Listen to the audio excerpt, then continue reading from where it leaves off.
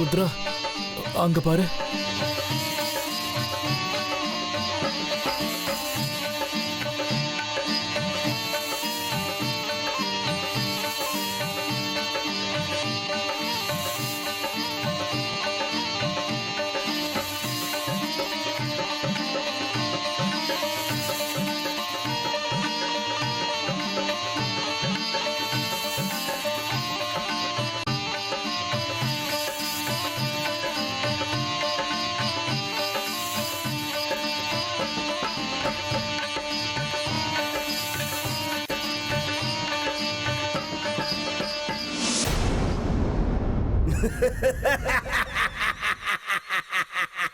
ஜெய் மகாகாளி. வந்துட்டியா நாகராணி? வா, என்கிட்டதான் என் மகுடி சத்தம் உன்னை எப்படி எங்க கிட்ட இழுத்துக்கிட்டு வந்துடுச்சு பாத்தியா?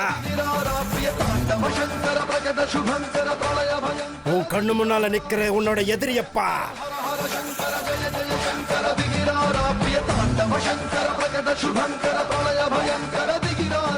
இத்தனை நாளா எங்க கண்ணுக்கு அகப்படாம என்னோட ஞான திருஷ்டிக்கும் புலப்படாம எங்கேயோ ஒளிஞ்சுகிட்டு இருந்தல.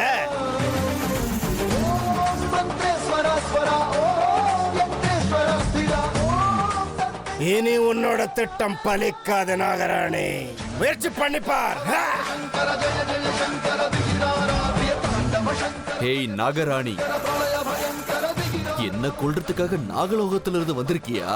என்ன சாகடிக்கிறது அவ்வளவு சுலபம்னு நினைச்சிட்டியா?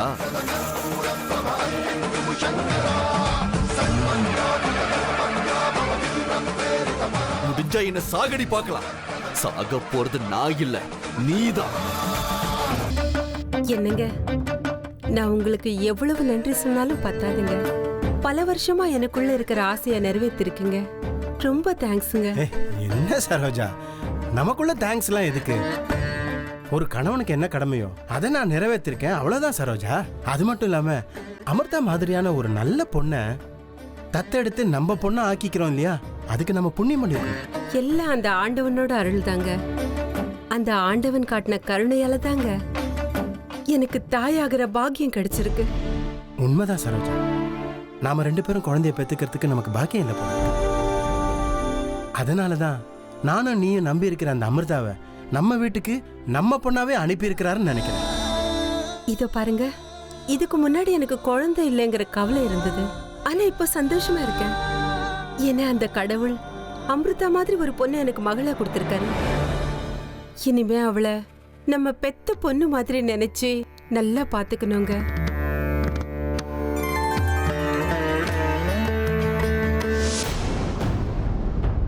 இவெல்லாம் ஒரு பொண்ணா?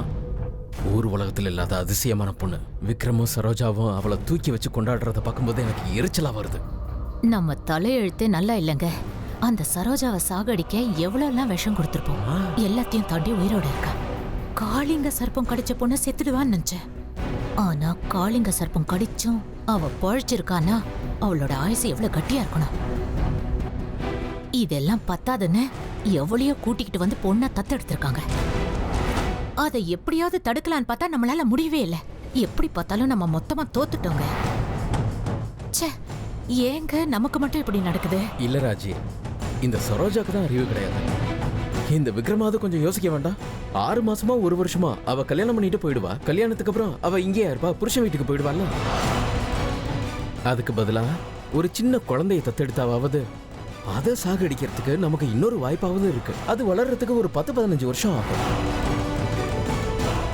இப்போ அமிர்தா பேர்ல எல்லா சொத்தையும் எழுதி அதுக்கப்புறம் அவளுக்கு கல்யாணம் ஆகி புருஷன் வீட்டுக்கு போயிட்டா நம்ம ஆசை கனவு எல்லாமே கொஞ்ச நேரத்துல வீணா போயிடுமே. இல்ல, அப்படி நடக்க கூடாது. இத்தனை நாளா அந்த சரோஜா கதையை முடிச்ச போறோம் நினைச்சிட்டு இருந்தேன். ஆனா இப்போ அந்த 3 பேர் கதையை முடிக்கலாம். ஐயோ ராஜி, என்ன வார்த்தை சொல்லிட்ட? 3 பேரை கொல்றதா? எப்படி? எப்படின்லாம் தெரியாது. மொத்தத்துல அந்த 3 பேரும் செத்தே ஆகணும். அதுக்கு நான் ஏதாவது பிளான் பண்றேன். இந்த வம்சமே வேரோட அழியணும். இப்படி ஒருத்தங்க இருந்தாங்கன்ற சுவடே இல்லாம பண்றேன். நான் விட மாட்டேன். ஏதாவது பண்ணி தீருவேன்.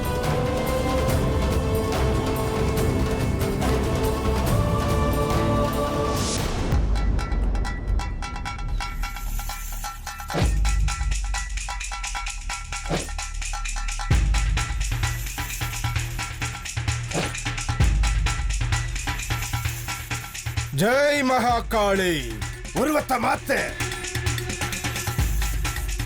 உனக்கு வேற மாற்று இல்ல. நீ மனுஷ ரூபத்துக்கு வந்ததான் ஆகணும். மாறு மாறு. வா வா நாகராணி வா.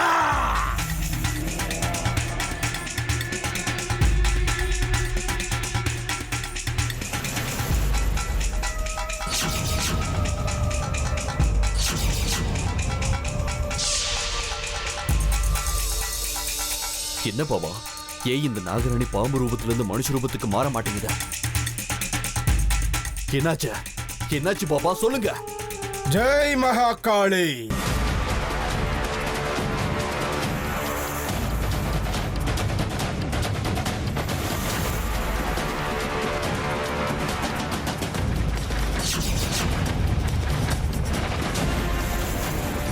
ருத்ரா, நாம கொஞ்ச நேரத்துக்கு முட்டாளாகிட்டோம்.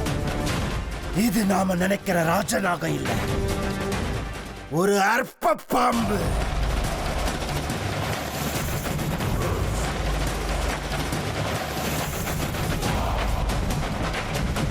நீங்க என்ன சொல்றீங்க பாபா?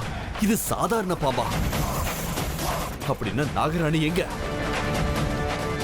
உங்க மொகடி சத்தத்துக்கு அது எங்க இருந்தாலும் வந்தே தீரும்னு சொன்னீங்க. சொன்ன, ஆனா அது வர வரைக்கும் நாம காத்திருக்காம இந்த பாம்பு ராஜநாகம் நினைச்சு ஏமாத்தோம். இந்த பாம்பு நம்மளோட கவனத்தை திசை திருப்பிடிச்சிருக்கிறா.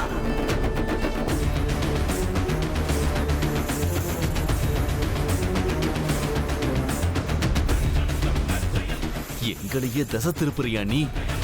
நீ கேவலம் ஒரு பாம்பு.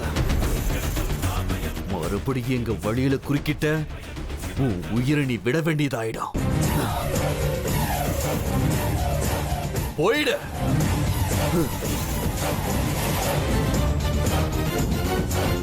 இப்ப என்ன பண்றது பாபா? திரும்பவும் அந்த நாகராணி நம்ம கிட்ட இருந்து தப்பிச்சு போயிட்டா. விடக்கூடாது பாபா.